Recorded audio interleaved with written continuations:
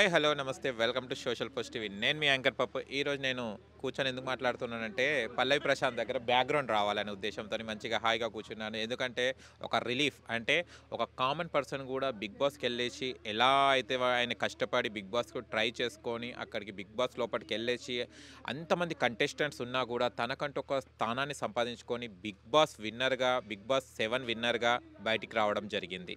ఎంతోమంది ఎన్నో మాటలు అన్నారు, ఎంతో చేశారు బిగ్ బాస్కి వెళ్ళే ముందు.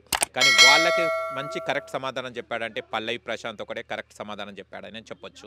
ఎలా అంటే బిగ్ బాస్ టైటిల్ని అంటే చాలామంది ఇంతకుముందు కూడా కామన్ పర్సన్స్కి అక్కడ ఎంట్రీ ఉండేది బిగ్ బాస్లో, బట్ వాళ్ళు కంటెస్టెంట్స్ కానీ బయటికి రావడం జరిగింది. కానీ మొట్టమొదటగా మన కామన్ పర్సన్ ఎలాంటి బ్యాక్గ్రౌండ్ లేకుండా, ఎలాంటి సినీ ఇండస్ట్రీ టచ్ లేకుండా, ఎలాంటి ఎవ్వరు కూడా అతనికి సపోర్ట్ చేయకుండా తను ఒకటే లక్ష్యం బిగ్ బాస్కి వెళ్ళాలని 5, 6, 7లో వెళ్ళిపోయాడు. 3 ఇయర్స్ కష్టపడుతుంటే తనకు వచ్చే 3 సీజన్స్కి కష్టపడుతుంటే బిగ్ బాస్ 7లో ఛాన్స్ రావడం జరిగింది. ఛాన్స్ వెళ్ళిన తర్వాత కూడా రైతు బిడ్డ ఏం చేస్తాడు, దాంట్లో ఇంతమంది సెలబ్రిటీస్ ఉన్నారు, ఇంత పేరు వచ్చిన వాళ్ళు ఉన్నారని అందరూ ఆయన చాలామంది అనుకున్నారు.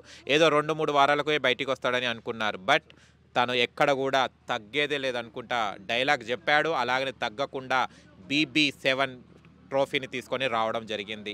అండ్ ఎంతోమందికి రైతులకే కాకుండా చాలామంది యూత్కి కూడా చాలా వరకు అతను మంచి ఒక రోల్ మోడల్గా నిలబడడం జరిగింది. అతను ఒక ఇన్స్పిరేషన్గా నిలబడడం జరిగింది. ప్రస్తుతం ఏదైనా కూడా మనము ట్రై చేస్తే ఒక లక్ష్యం మనం ఉంటే కనుక సాధించవచ్చని పల్లవి ప్రశాంత్ నిరూపించడం జరిగింది. అంటే ఇలాంటి ఇన్స్పిరేషన్స్ వాళ్ళు బయటికి రావాలి. అంటే మన దగ్గర టాలెంట్ ఉన్నప్పుడు అది మంచిగా కరెక్ట్గా మనము దాన్ని ఫాలో అయ్యి మన దానికి కరెక్ట్ లక్ష్యానికి మనం ట్రై చేస్తే కనుక మనం కంపల్సరీ దాని విజయం సాధిస్తామని పల్లవి ప్రశాంత్ బిగ్ బాస్ 7 విన్నర్ మనకు ప్రూవ్ చేయడం జరిగింది.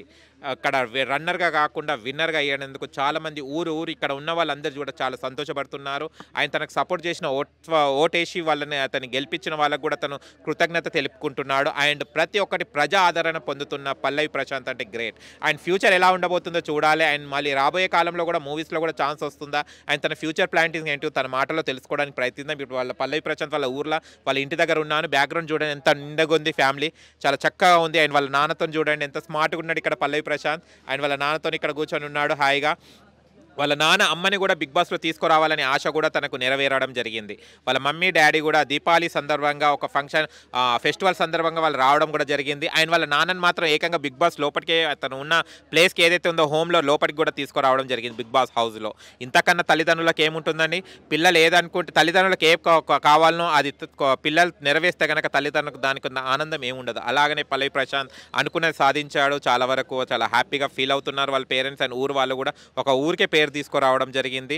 గజ్వల్ పిల్లగాడు ఎలా అయితే సామాన్యంగా ఉన్నాడు, ఇవాళ బిగ్ సెలబ్రిటీగా అయిపోయాడు. అందరికీ పల్లవి ప్రశాంత్ అంటే తెలియని వాడు ఎవరు లేరు. అండ్ ఇక్కడ చూస్తే కనుక మనకు చాలామంది యూత్ కూడా వచ్చి ఉన్నారు ఫొటోస్ దిగడానికి. పల్లవి ప్రశాంత్ కంగ్రాట్స్ చెప్పడానికి చాలామంది ఇక్కడికి రావడం కూడా జరిగింది. వివిధ ఏరియాస్ నుంచి, ఏరియాసే కాదు మన ఆంధ్ర రాష్ట్రం చల్లి కూడా కొంతమంది రావడం జరిగింది. చాలామంది వాళ్ళకి ఇన్స్పిరేషన్ కంగ్రాట్స్ చెప్పి ఆయన ఫోటో దిగడానికి కూడా వచ్చాడంటే పల్లవి ప్రశాంత్ ఏ స్థాయిలో ఇప్పటికీ ఎదిగాడో చూడండి.